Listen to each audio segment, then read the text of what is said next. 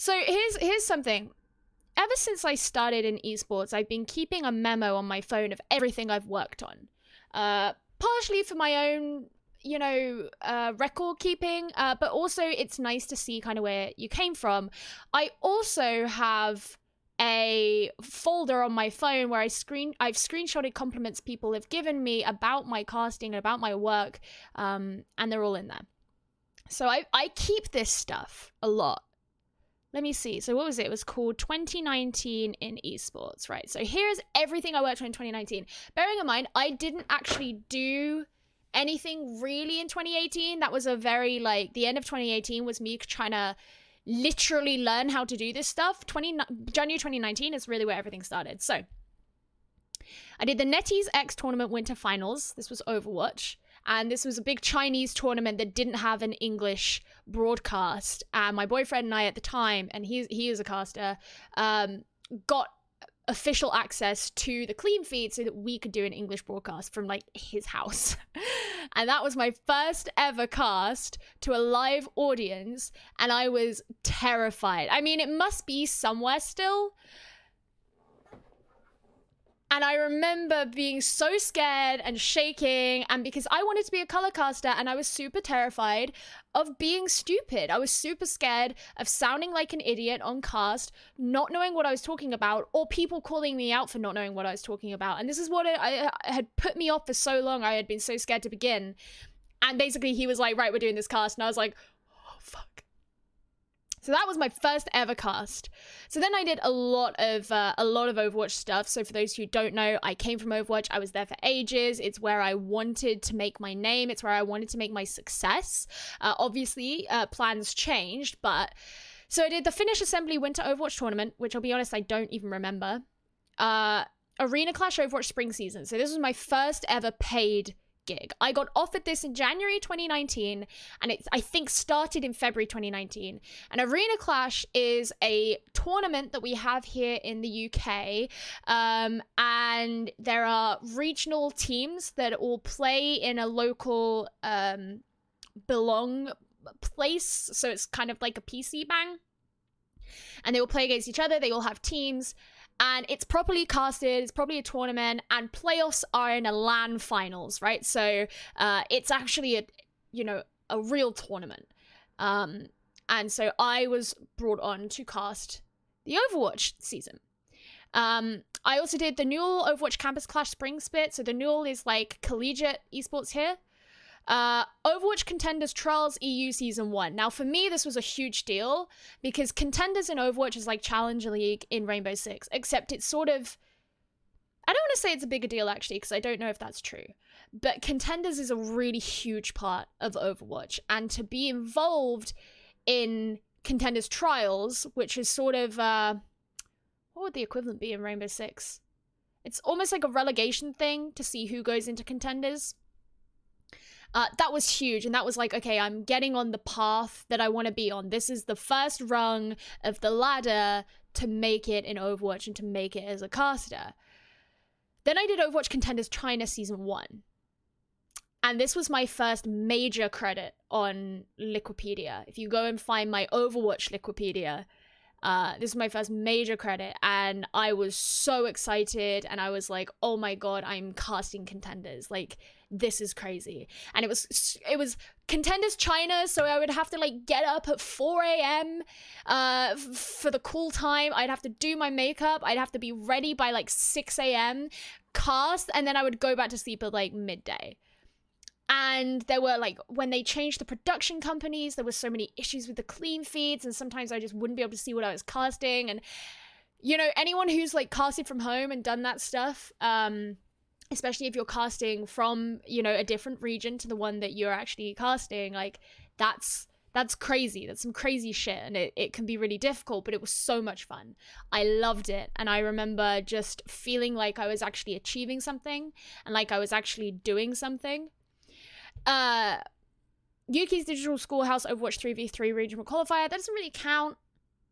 Then the first time I worked for ESL was ESL Poland in April 2019. So fun fact, Pro League was going on at the same time, but I didn't know any of the Pro League casters. I worked with Blue at the time on this, on the ESL VR League Echo Arena qualifiers, I casted with Jason Kaplan, who is an ex-Overwatch caster. Blue, who is casting NA League for Rainbow Six, was also working on the product, but he was casting with Potter, who is a CSGO analyst. So he was the first Rainbow Six caster I met because of that. And I actually went into the Rainbow Six Pro League studios because he and Jason wanted to like take some stupid photos in there. So I got to go into the Rainbow Six Pro League studios, and that was my first kind of whatever. And those studios don't exist anymore now because Pro League doesn't exist. So like it's kind of cool knowing I got to go there. Very frustrating knowing people who I later became really good friends with were in Katowice at the time and I didn't know them. But that was my first time being flown out to another country to go and work to go and cast professionally, as well as on a game that wasn't Overwatch. So that was like crazy. Then I casted my first LAN. And so actually my Twitter profile photo is from the first LAN that I casted.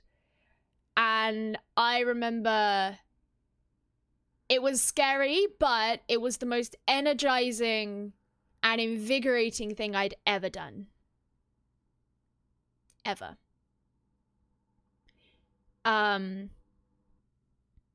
It was wild. It was wild. And I casted a couple of days in a row in front of a really big audience. Yeah, really big is relative. I don't actually know how many people were there. There were a few hundred people there. Nothing like, SI 5,000 people or whatever. But that was crazy. So then I did CWL London, so this was a Call of Duty event. I didn't cast it, I was there as press, so I was doing interviews, but that was a very, very fun event. And this was when, I'd been watching Call of Duty for a little while at this point. I'd been watching Call of Duty since the Pro League qualifiers, which I think were in February 2019. And this was kind of becoming my, this could be a game I could work in. Like my second esport.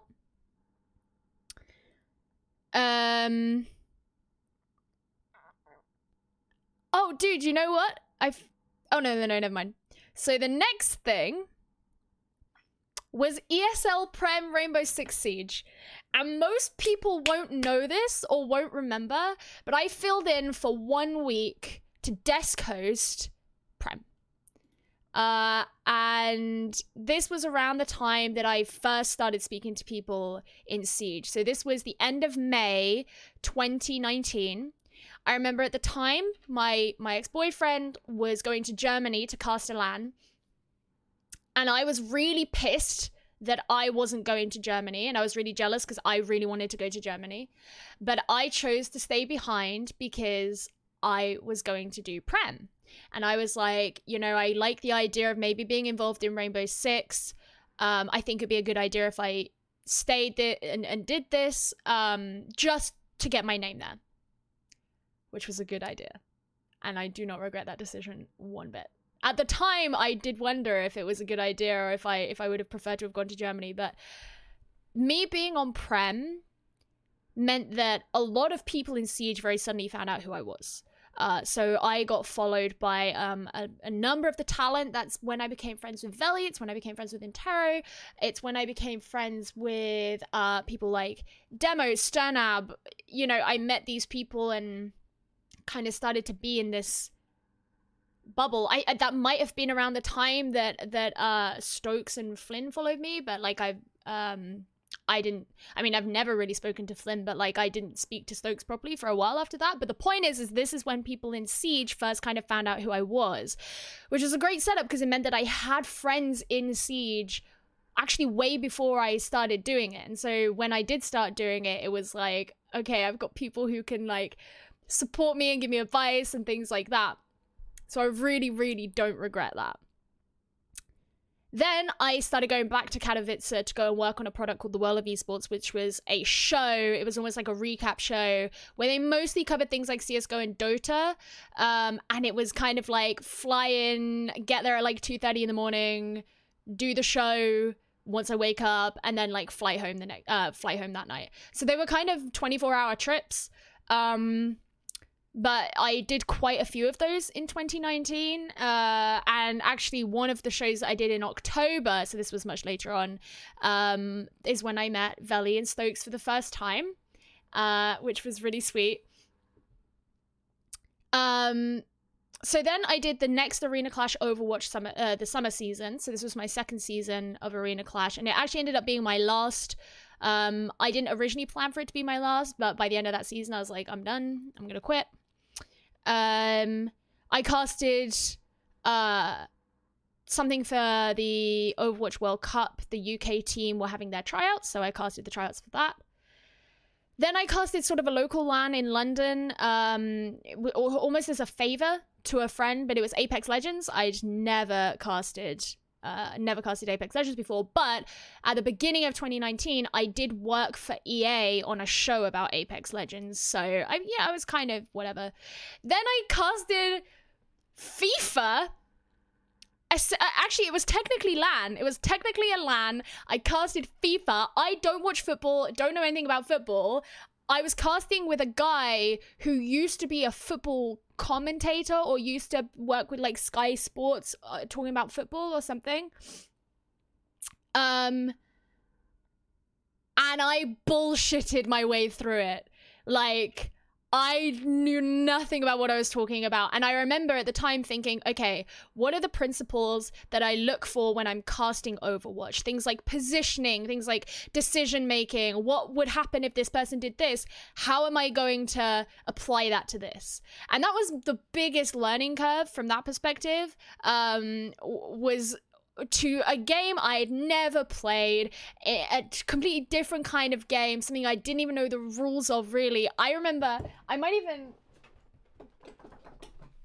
it was in this notebook, I started making, oh yeah, here we go. So, okay, in this notebook, I have FIFA 19, rules of football. And then okay, this is the offside rule. And I started making notes about meta formations in FIFA. And I was like, okay, I just need to know something. I need to know something about this game. So that was crazy. And I think it was probably shit. I've never seen the VODs of it. A West Brom tattoo on her back. I do not. My local team now, I think, would be Chelsea.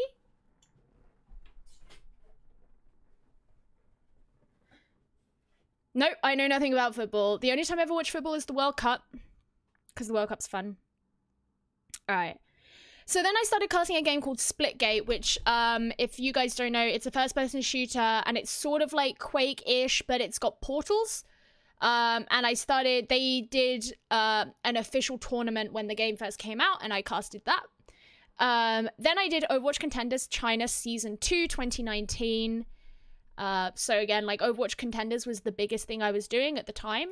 And it was what I wanted to, like, put all of my work into. And obviously I wanted Overwatch Contenders to work out. And what I was really gunning for was Overwatch Contenders Europe. I wanted to go and work in the studio and do Europe properly, which never ended up happening. Aw, thank you, Andy. Never ended up happening, but so like Overwatch Contenders China Season 2 2019, I was like, hell yeah, let's go. I got to cast with I Hold Shift, who actually proper cast in the chat, cast with I Hold Shift a lot doing Call of Duty now, and I had great fun with him. He's a fantastic caster. But yeah, so I did that. Then I did some more Splitgate, and then I went and casted. No, I didn't cast, sorry. I went and stage hosted, which is something I'd never done before and didn't really want to do, the PUBG Mobile Global Final Prelims. And this is how I got 10,500... Wait, did I just accidentally delete the note? Oh no, I didn't.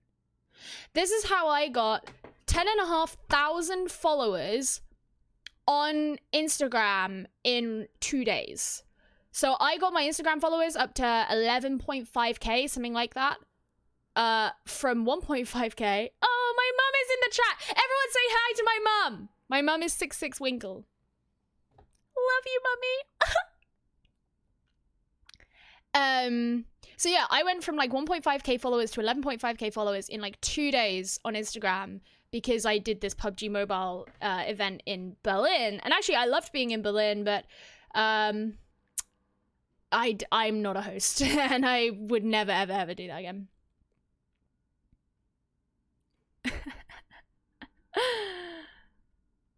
Guys, I don't know if you saw the tweet the other day, but I tweeted the throwback when my mum predicted that Ninjas in Pajamas would beat G2 at SI.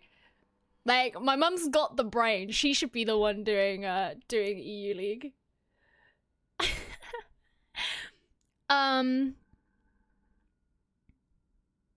So yeah, I did that, and that was a big boon for kind of social media and things like that. It was also a boon for weird DMs that I get.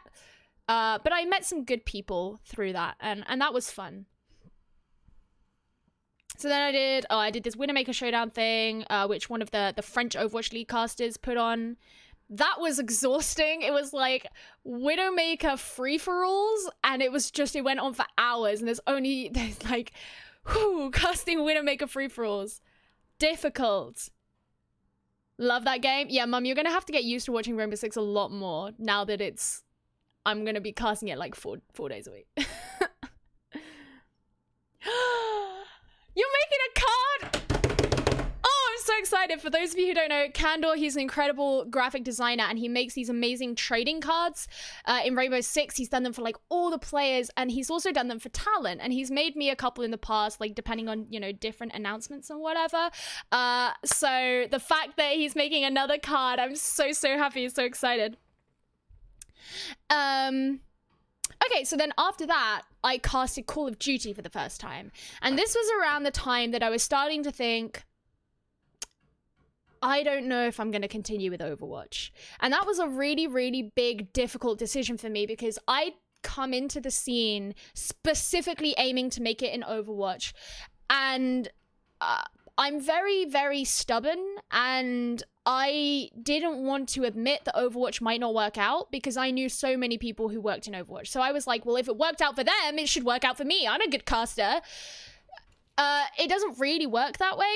And that was a big learning moment, a big pivotal learning moment for me, because I had to kind of get over this idea that accepting that Overwatch wasn't going to work out didn't mean that I had failed. And my friend Afi, she's a player manager, she does a lot of stuff with ESL. She had said to me one time, and I will never forget it. She said to me, Gio, your problem isn't like how good you are. Your problem is Overwatch. And at the time I was like, nah. But she was right. She was right. My problem was Overwatch. I had way too much of a fucking Propcast in the chat. He's like, preach. He gets it because he's been in the same position. I had way too much of an insistence that Overwatch was going to work out. The fact is the ecosystem just wasn't set up in a way that was conducive to it working out for me. It didn't matter how good I was. I hit a ceiling. And yes, maybe I could have burst through that ceiling. I mean, Lemon Kiwi is a great example of someone who did burst through that ceiling. She managed to, you know, be picked up for a number of really good things after that point. And we were, you know, colleagues for quite a while. But the point is like the way that Overwatch was, it didn't really look like there was loads of room for growth anymore. And it got to the point where I was like, all right, I think it's time to start looking elsewhere. So Call of Duty was my first port of call, because I love Call of Duty esports. I love the community. I found it so much fun. Rainbow Six was in the back of my mind, but I was like, okay, I'm gonna look at Call of Duty. So I did this Call of Duty cast, and that was a lot of fun. And it was Black Ops 4, and I fucking love Black Ops 4. I don't care how much of a controversial take that is. And that was great. I think that may have even been the last Call of Duty cast I did, just because things I got like really caught up with stuff to a point where I couldn't really fully dedicate myself to it. She is stubborn, very bloody stubborn. Yeah, my mother knows me. Rainbow Six is way better than watching Overwatch. I'm print screening that. And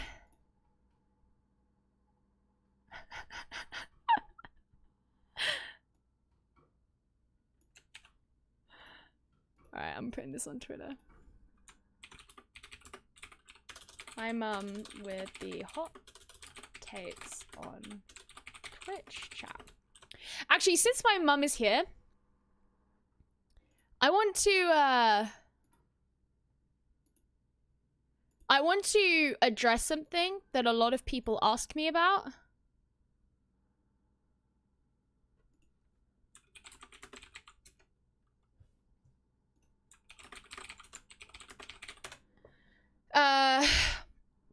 I get asked a lot about.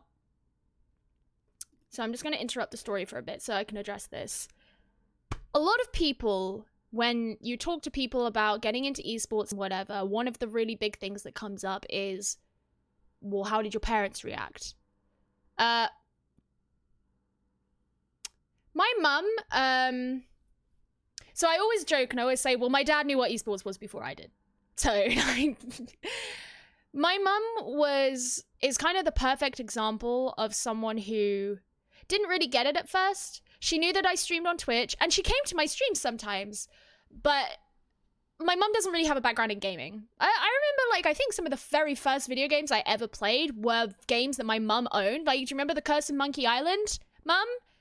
That was your, and SimCity 3000, like, these were your games. And they were some of the first games I ever played.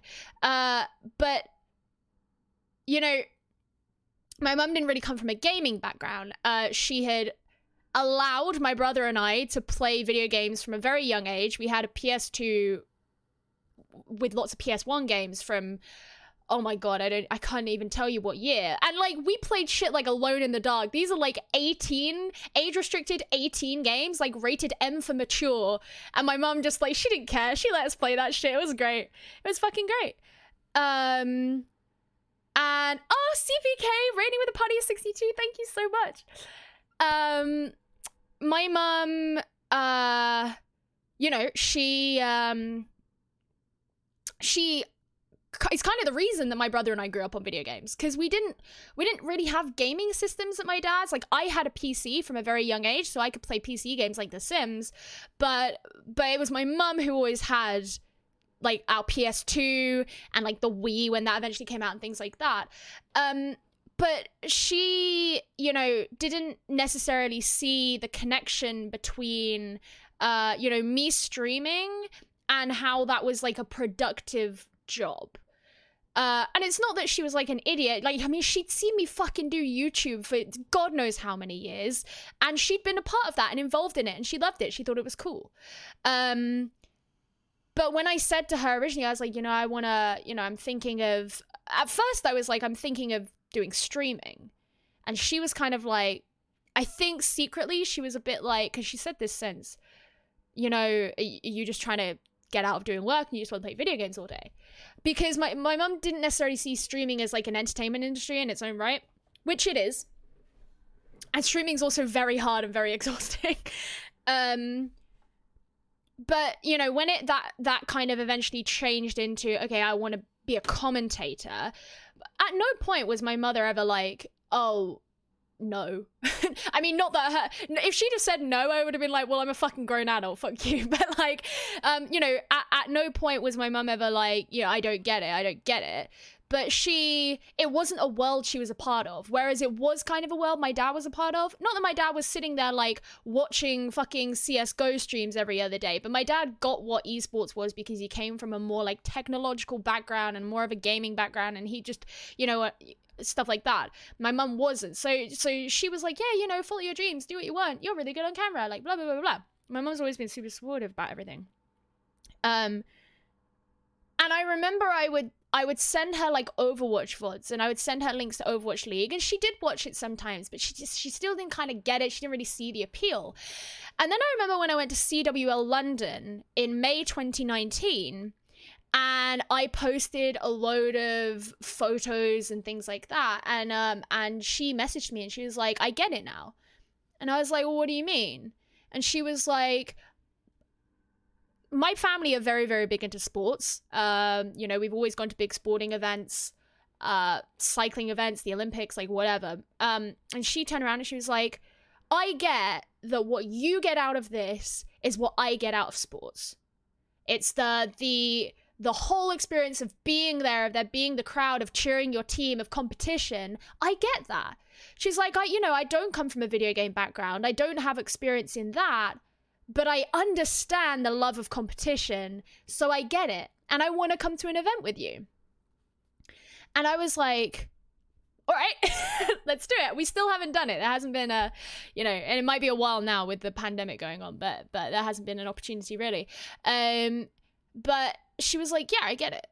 Now, she still was kind of like, look, Overwatch sucks. I don't get what's going on. And it wasn't actually until SI this year, and she came to visit me, and I was like, look, there's esport events going on, and in the evenings, like, I'm watching it. And I was like, I know you're here to visit, but I'm watching this event. And so we sat and watched it together, and she was really getting into it. She really liked Pengu and his name. She was a big fan of Pengu. No, she kept complaining about Pengu's name. She was like, why is Pengu got a stupid name?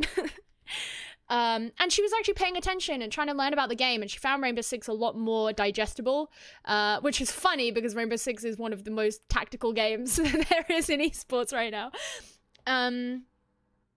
Overwatch is hard to watch for people who don't know the game. I find Overwatch incredibly easy to watch and incredibly intuitive to watch, but I also know the game exceptionally well. And yeah, so, people say to me like, oh yeah, how'd your parents react? Like, at no point did either of my parents cast a shadow of doubt on me.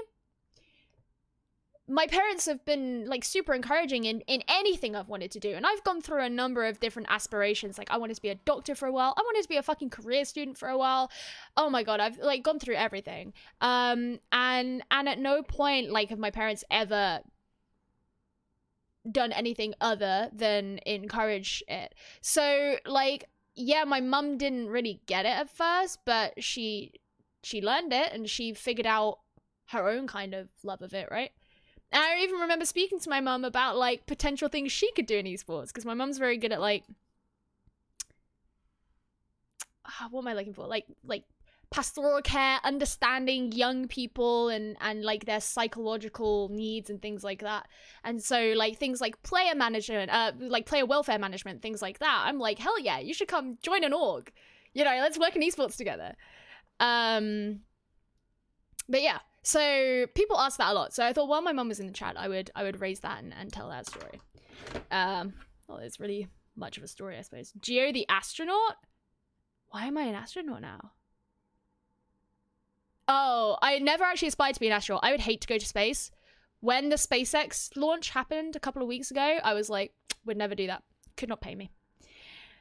So after Call of Duty stuff, I went and I casted another Overwatch LAN.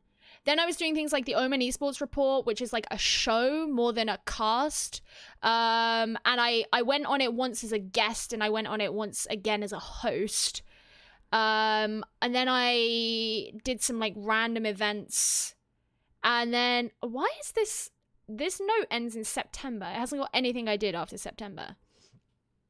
But PEL Contenders Phase 3 Finals Week 2. So this was a kind of funny one because this job came in through my agency, and this was PEL Contenders is like it's like Overwatch Contenders or Rainbow Six Challenger League. It's the tier 2 thing, but it's done from a studio in Ukraine. It was for PUBG. And I never played PUBG, never watched PUBG, and here I was going to Ukraine to color cast PUBG. And actually it wasn't too bad. I did a decent amount of work in the week leading up to it. I had to learn all the weapon silhouettes, which I'm so glad I did, by the way, and some of the like team stories. And actually it went really well. Like I had a really good response. And I was really worried about going to Ukraine because my ex used to go to Ukraine a lot for work, and he always like shit talked it so much. And I went. It was actually quite nice. I went and had an explore around Kiev, and it was really cool. But that meant, I got like this really cool, valuable experience of casting PUBG and just another game. And one thing in esports is like, as much as I wanted to be mainstay in one game, and that goal has never changed, getting the experience and meeting the people from various games and all around different types of esports is just invaluable. And the things that I've learned as a result, I'm so grateful that I had those experiences rather than just being locked into one game from the get-go and never getting to see beyond the horizon of what it was I was doing. Because I've met a lot of people in Rainbow Six particularly, because it is quite an insular community and it's quite an endemic community. So I've met a lot of people in Rainbow Six particularly who don't really have much of an idea of how things are done beyond Rainbow Six, whether that's just the general standard of formats or how casting is done or how, sort of techniques various talent use and things like that in other games. Whereas I'm coming in, I'm like, oh, I've met all these people and I've learned from such a wide breadth of people. And I think that that's a really valuable thing. Even though, there were times like when I had to cast FIFA and I had to cast PUBG and I had no idea what the fuck I was doing. And it was like, okay, great, let's do this. So yeah. What's the spinny thing next to me? Spinny thing? Oh, this is a fan. It's on the floor because it's quite hot in here. What was casting FIFA like? Difficult, because I have never played football and I don't know football. And then the start of 2020 came around and I was actually horrendously stressed at the beginning of 2020. I had a pretty disastrous end to 2019. I think the last esports gig that I had in 2019 was in November, and that was going to Poland again. I spent a lot of time at ESL Poland. And I had like a lot of shit going on in my personal life. I know he wouldn't mind me saying, but like, my relationship was kind of like on its last legs, and I was trying to decide what I was going to do from that front. I'd also, I'd outright left Overwatch at this point. I wasn't doing that. And it looked like a lot of the miscellaneous work that I'd had in 2019 wasn't necessarily going to be available in 2020. So I kind of got to this point where I was like, I don't know what I'm doing this year. And I had to start seriously thinking about like, if it gets to the point where I need to pick up another job to make up for supplementary income, what am I going to do? Am I gonna, and to what extent am I gonna live off my savings? How much of my savings am I willing to spend before I get something else? And it was so stressful because when you live in central London, you realize very quickly that it doesn't matter how much savings you have, it will be gone very quickly. So this was something I had to think about, and I was like, I want to go into Siege, but I'm gonna have to start from the bottom again. I can't just walk into Siege and expect to be earning the same amount of money that I have been in other things, and whatever. I'm gonna have to go from the bottom, put in a shit ton of work to learn the game even to a basic level because it's so difficult, and it's gonna be a grind. And I don't even know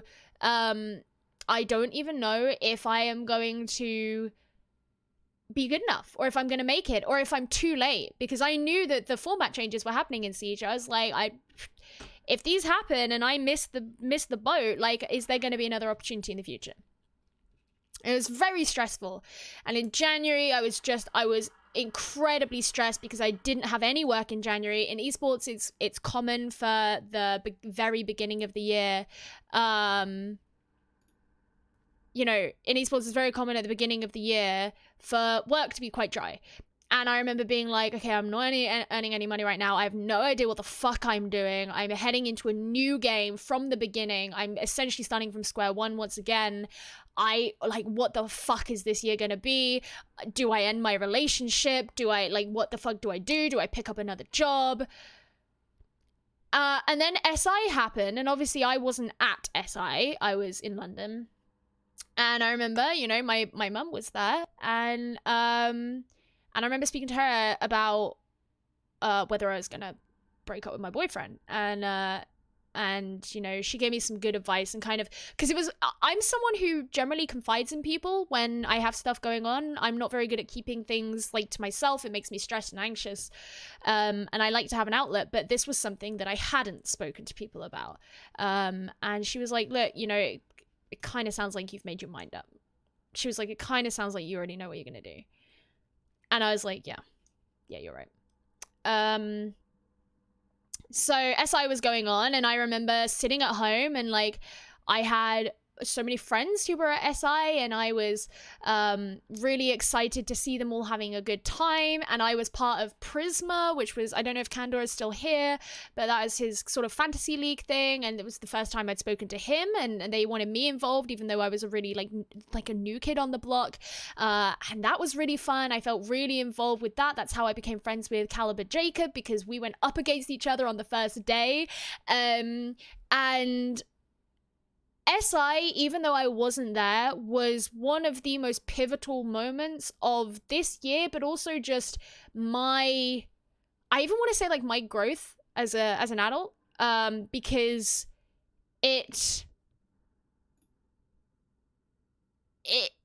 kind of was very representative of me making a lot of decisions that I had to make. This is the direction I'm going to go in. This is what I'm going to do. You know, I did end up ending my relationship and things like that, and it was like, okay, this is what I'm gonna do. Yes, it's scary, but I know what I want, and the whole time I've been in esports has been because I've been standing by what it is I want for myself. The whole reason I've been here is because I've been out to make myself proud of myself and to make myself happy. I've turned down really lucrative good work that I haven't wanted because I very specifically know what it is I want for myself, and I don't want to go back on that. And this is what I want. I sitting at home watching SI, and I was like, this is what I want. So, you know, on the last day of SI, which was coincidentally Valentine's Day, I ended my relationship. Although, you know, I say that makes me sound like a really horrible person. My ex and I did have a really good day. We ordered pizza and watched SI together, and it was great. It was good times. It was like very lighthearted. And I was like, this is what I'm fucking working for. This is what I'm working for. And I was still stressed about money. Yeah, I was like, you know, that's still a thing.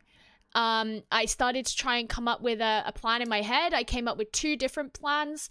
One of them was, okay, I'll get a remote-based social networking or content marketing job that I can do from home, which means I don't have to compromise on my schedule. The other one was I'll get a completely brain-dead like retail job that will not take much out of me and won't be a problem if I have to quit at really late notice, because I would never put it on my CV anyway. And those were my 2 like backup plans. I never had to go to those backup plans. I was extraordinarily lucky that I never had to go to those backup plans, but they were there because I was like, for me, I've never worked a real job. I'm one of those people who I've never worked in retail, never worked in service. I've never like done that. I've never worked in an office. This is my first job and my only job. For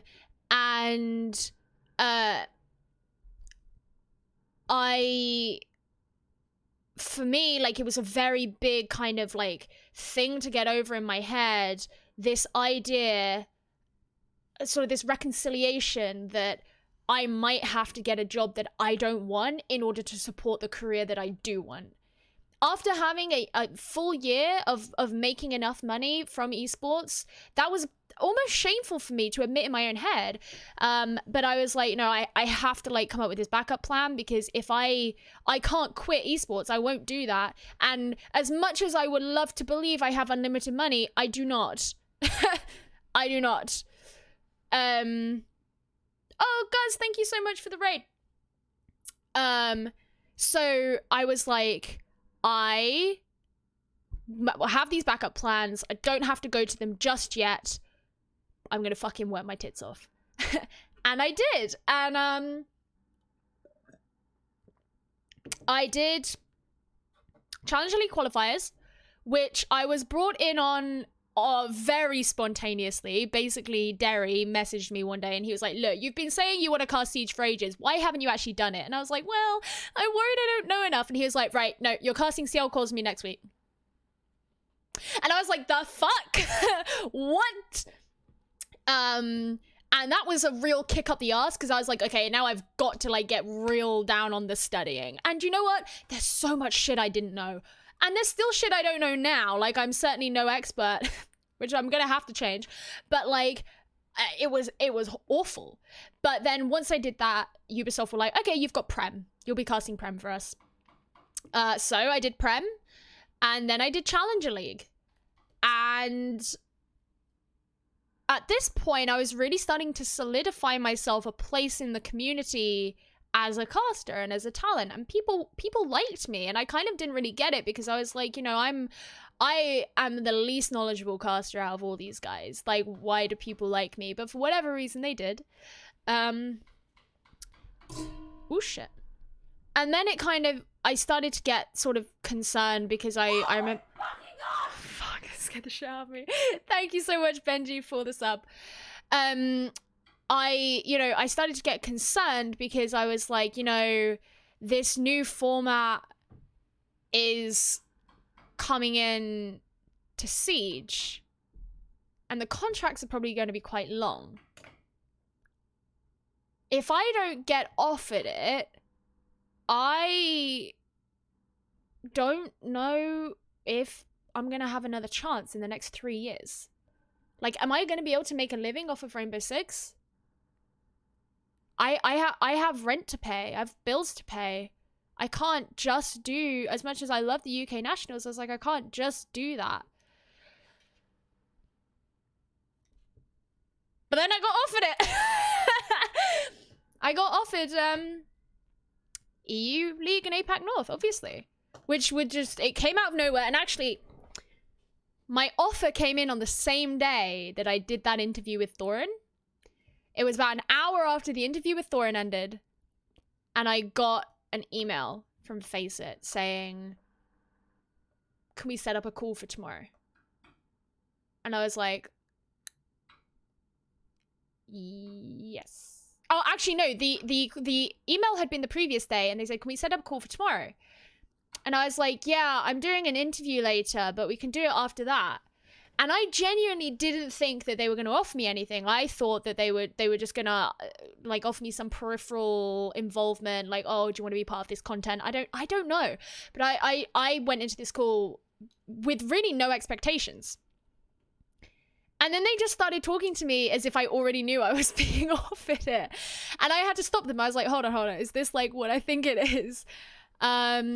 And then, that tweet from Thorin came out saying this is the next greatest commentator in all of esports, like blah, blah, blah. And I was like, this day has just changed my life. This day has just changed my life. And I remember I called my dad. My dad was the first person I called. And I was like, okay, so this has just happened, and nothing is like signed, nothing's definite right now, so I'm really worried that they'll change their mind and this may never happen, so I don't want to get my hopes up too much, but like, I just had this call, and they said this, and like, this is like crazy, and I couldn't sit still. I was just like, and my dad was kind of laughing at me on the end of the phone. And I didn't tell anyone, obviously, because I'm under NDA, but also, even if I hadn't been under NDA, which would never happen, but if I hadn't been under NDA, I still wouldn't have told anyone, because I was like, I want it to be completely secret. I want it to be a surprise. And the thing is, some of the other talent like Milosh are a little bit easier to guess. I think a lot of people assumed that he was going to be on it, whereas I was a bit more like, there was no, sorry, I'm shiny. There was no real reason to assume that I would be part of it.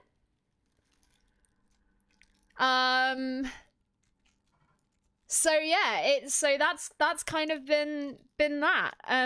I don't know like what happened to make them want me. This is a look. I remember them saying to me like, you've got some big fans at Ubisoft, and I was like, do I? That's literally what it was like. I was like, do I have big fans at Ubisoft? Well, that's cool to know. And now I'm like, when it happened, I remember being like, I've always had this goal, and I've always been friends with people who've achieved their goals. And I've always been a very ambitious person. But even back when I was doing YouTube, like, I had very good friends who got exceptionally famous and successful on YouTube. But I was never exceptionally famous and successful on YouTube. And then in esports, I have friends who have made it to tier 1. And people who had achieved things very quickly and stuff like that, and done impressive things. And I hadn't. I thought I was good at what I did, but I didn't have that tangible proof in the form of really high level gigs and stuff. And so I kind of got used to that feeling of being incredibly ambitious and having very high expectations for myself, but not actually being there. So when that changed to, oh no, you're there now. Like, you got to your goal. I mean, that is just the craziest and most real thing about it. Is that the thing I set out to do, I actually ended up achieving.